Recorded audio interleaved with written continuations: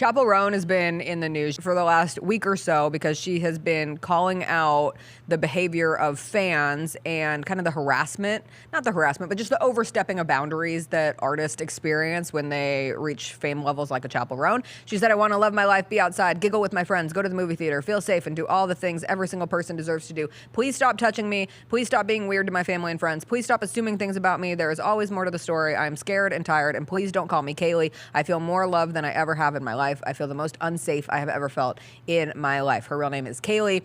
I would think that it would just be a bare minimum of like, don't touch her, don't touch her family, don't stalk her family, don't do these things. But people are kind of mad at Chappell Roan for having this reaction and saying that this is what comes with the fame territory. And I think that's a really sketchy She's a celebrity. direction to go. Yeah, she's a celebrity. She's paid. I blah, paid blah. money to see you in concert. Therefore, I can do whatever I want to you. That's how this thing works. You don't want to be a multimillionaire?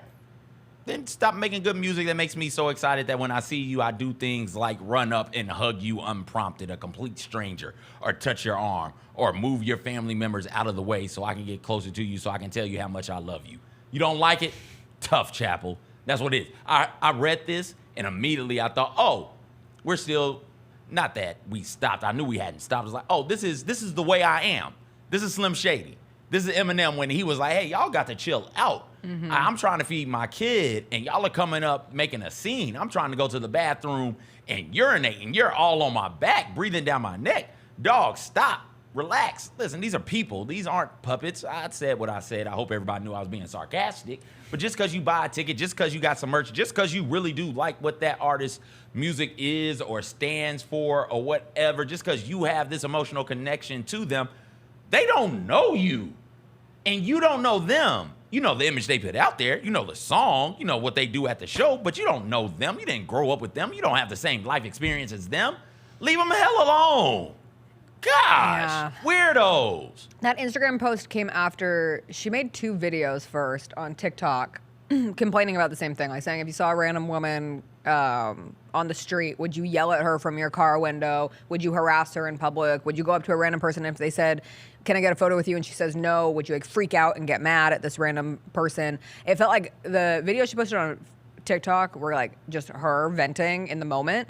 The Instagram statement felt like her team was like, okay, we have to kind of wrap ourselves around this and figure out how we're going to present this forward, because she is at the peak of her fame. And she, not at the peak of her fame, but like her fame has peaked in a way that we do not always see. Like, yes, people get famous fast, but the true rise of the Midwest princess has been to the moon in the last 6 months for Chappell Roan.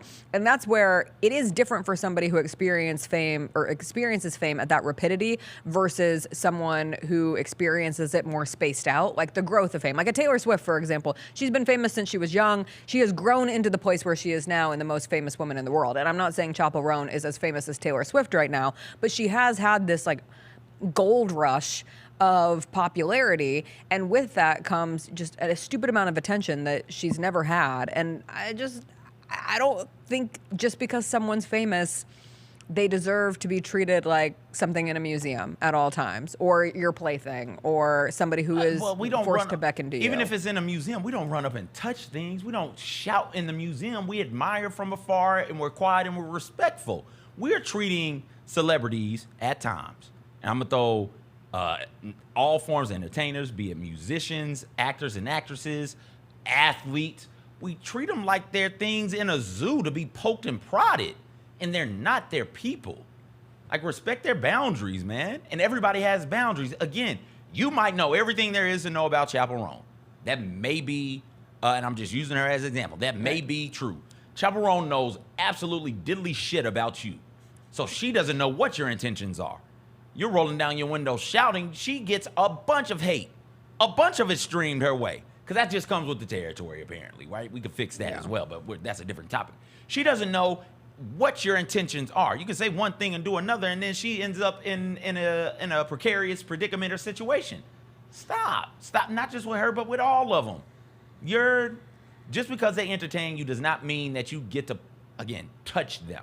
The touch thing threw me for a little bit. Like, whoa, people are just walking up. And then I had to think about stuff to her family. I would bet you there have been multiple situations where she's out with the family and a fan sees her and runs through her family to like grab and hug her, meaning no harm, But it's just that's scary.